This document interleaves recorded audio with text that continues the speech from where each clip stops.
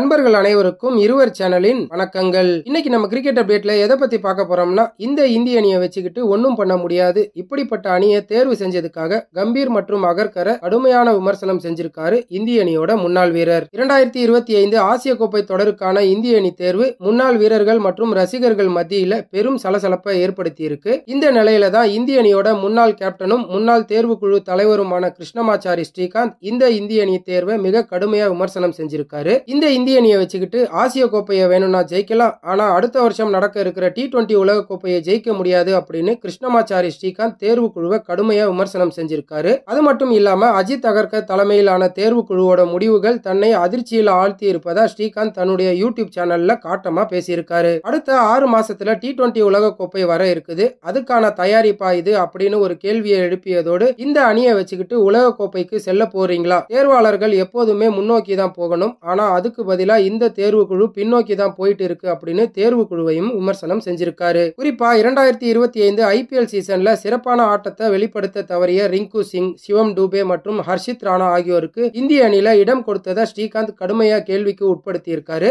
IPL தொடர் தான் அணி தேர்வுக்கான முக்கிய அளவுகோலா கருதப்படுது, ஆனா தேர்வாளர்கள் அதற்கு முந்தைய செயல்பாடுகளை கருத்துல வச்சுதான் இந்த அணி தேர்வை தேர்வு செஞ்சதா தெரியுது. ரிங்கு சிங், சிவம் டூபே, ஹர்ஷித் ராணா இவங்க 3 பேரும் எப்படி அணிக்குள்ள வந்தாங்கன்னு எனக்கு புரியவே இல்லை அப்படின்னு ஸ்ரீகாந்த் தன்னோட ஆதங்கத்தை வெளிப்படுத்தியிருக்காரு. T20 போட்டிகள்ல கடந்த ஒரு வருஷத்துக்கும் மேல விளையாடாம இருக்கிற சுப்மன் கில்ல மறுபடியும் அணிக்குள்ள கொண்டு வந்து அவருக்கு துணை கேப்டன் பதவியும் கொடுத்திருப்பதையும் ஸ்ரீகாந்த் விமர்சனம் செஞ்சிருக்காரு. ஏற்கனவே துணை கேப்டனா இருந்த அக்ஷர் பட்டேல் அந்த பதவியில இருந்து எந்த காரணமும் இல்லாம நீக்கப்பட்டது குறித்தும் ஸ்ரீகாந்த் அதிருப்தி தெரிவிச்சிருக்காரு. அணியோட பேட்டிங் வரிசை குறித்தும் ஸ்ரீகாந்த் தனது கவலையை வெளிப்படுத்தி இருக்காரு. 5வது இடத்துல யாரு பேட்டிங் செய்வாங்க, அந்த இடத்துக்கு சஞ்சு சாம்சன், ஜிதேஷ் சர்மா, சிவம் டூபே இல்லனா ரிங்கு சிங் இவங்கள ஒருவர் தான் ஆடணும். பொதுவா ஹர்திக் பாண்டியா 5வது இடத்துல ஆடுவாரு. இப்போ அக்ஷர் பட்டேலால 6வது இடத்துல பேட்டிங் செய்ய முடியாது. சிவம் டூபேவை எப்படி தேர்வு செஞ்சாங்கன்னு எனக்கு புரியவே இல்லை. சர்வதேச கிரிக்கெட் மற்றும் IPL தொடர்ல சிறப்பா செயல்பட்ட SSV ஜெய்ஸ்வால் போன்ற வீரர்களுக்கு வாய்ப்பு அளிக்காதது குறித்தும் ஸ்ரீகாந்த் தனது